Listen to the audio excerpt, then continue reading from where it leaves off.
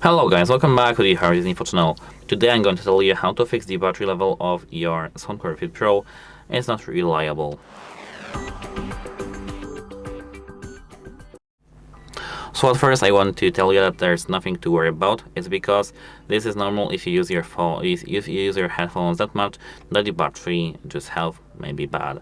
But of course, let's try to fix it. After try restarting your restarting your phone, turn your phone off and on, turn the Bluetooth off and on, and meantime what you can do is to try to charge our earbuds up to 100%.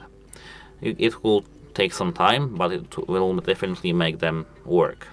If it still doesn't working for you, just open the case lid, have both earbuds inside, and hold this button over here for at least 10 seconds to have your headphones factory resetted. And once done, you have to pair them again with your phone.